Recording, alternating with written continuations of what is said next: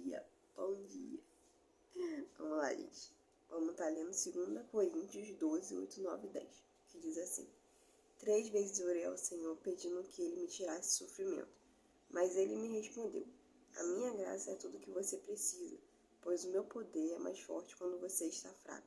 Portanto, eu me sinto feliz em me gabar das minhas fraquezas, para que assim a proteção do poder de Cristo esteja comigo. 10. Eu me alegro também com as fraquezas, os insultos, os sofrimentos, as perseguições e as dificuldades, pelos quais passo por causa de Cristo.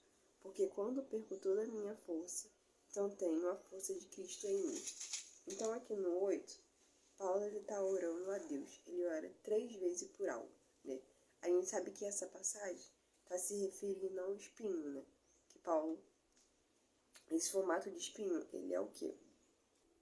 O espinho na carne de Paulo era um formato com que Deus fizesse Paulo reconhecer que, apesar do que acontecesse através da vida dele, ali quem estava agindo é o Espírito Santo, não um ser humano, tá? Então era uma forma dele ser mais humilde, dele não fazer com que o povo o idolatrasse, né?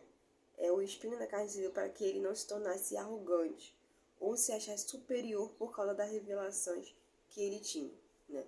Então, assim, por muitas vezes, Deus ele faz com que nós venhamos passar certas coisas para a gente entender, ó, você está sendo usado, você está pregando, você está louvando, você está orando, pessoas estão sendo curadas, pessoas estão sendo libertas, mas ok, você é servo.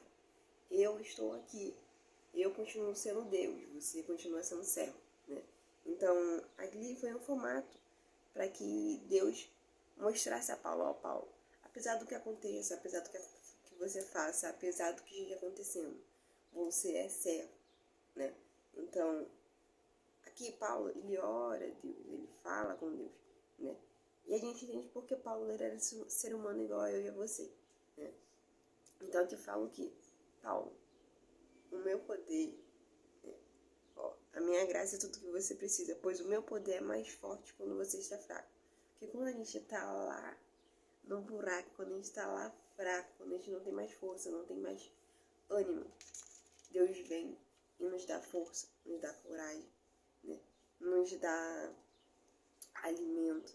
Deus é aquele que levanta aquele que está caído, que restaura aquele que precisa de restauração, ajuda o necessitado, né? Deus em nenhum momento ele deixa Paulo se sentir sozinho. Paulo ele entende que apesar do que ele tenha feito no passado, Deus ele transforma, né? Deus ele faz um Paulo novo. Ele tem um encontro verdadeiro com Deus. E ele está nessa nova etapa. Mas Paulo precisa entender que apesar do que tenha sido colocado nas mãos dele, né? Tudo que a gente faz tem que ser exaltado a Deus. Né? Tudo que acontece tem que ser glorificado a Deus. Então, muitas das vezes, Deus nos permite certas coisas para que a gente venha reconhecer, ó, isso está acontecendo, mas é para honra e glória dele. Isso está acontecendo para me moldar, né? Para me transformar, para me lapidar. Porque a gente, como ser humano, a gente não nasce pronto. Quando Deus entrega um chamado na nossa mão, ele vai lapidando, ele vai mudando, ele vai fazendo, ele vai tirando o que precisa ser tirado, ele vai colocando aquilo que precisa ser colocado. E isso dói, isso não é fácil, né? Por isso que a gente fala, ser cristão não é apenas andar com a Bíblia debaixo do braço. As pessoas acham que ser cristão é só isso. Aceitar Jesus e ir para a igreja, domingo a domingo, voltar. Não, gente.